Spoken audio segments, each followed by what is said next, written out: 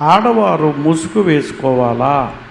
Foreign కంట్రీస్లో వేసుకోరు కదా, కొంతమంది ఎందుకు వేసుకోవాలి? ఆడవారు ముసుగు వేసుకోవాలా అన్న ప్రశ్న 2000 సంవత్సరాల క్రితం కొరింతు ప్రాంతంలో ఇవ్వబడినటువంటి పౌలు చేత ఇవ్వబడినటువంటి ఒక సూచనను ఆధారం చేసుకొని అడుగుతున్న ప్రశ్న. ముసుగు వేసుకోవటం అన్నది ఆ సంస్కృతిలో సాధారణమైనటువంటి స్త్రీ చేసే పని. ఎందుకు అనంటే అసాధారణమైనటువంటి స్త్రీ, లేకపోతే సామాజిక కట్టుబాట్లు, కుటుంబ కట్టుబాట్లు దాటి వెళ్ళినటువంటి స్త్రీ ముసుగును తీసివేసి తన కురులతో తన వక్షములను కప్పుకునేది.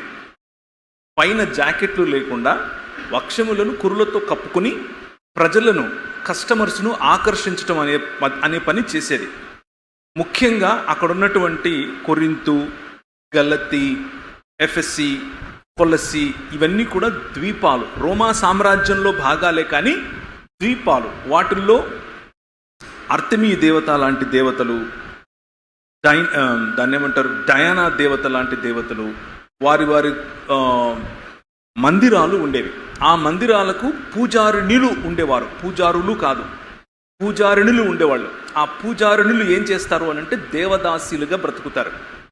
వారి దగ్గరికి వచ్చి వారి కురులను, రింగులుగా ఉండే వారి కురులను చూపించడం ద్వారా, అలా చేయటం కోసం వారిని ఆకర్షించేవారు.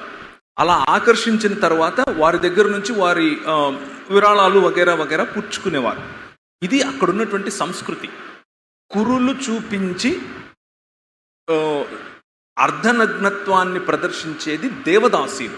మీరు అలా ఉండకండి అని చెప్తున్నాడు.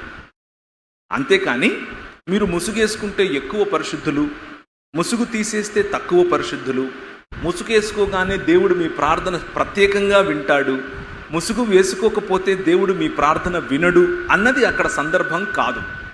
పురుషుని పైన ఆధిపత్యం చేసే విధంగా, పురుషుణ్ణి తనకు బానిసగా చేసుకునే విధంగా, పురుషుణ్ణి సెక్షువల్ డిజైర్స్ చేత, తనకున్నటువంటి లైంగిక పరమైనటువంటి ఆకర్షణతో తన పైన ప్రభావం చూపించే ఒక విగ్రహముగా స్త్రీలు మారకండి అని చెప్పటం కోసం చెప్పినటువంటి మాట అది.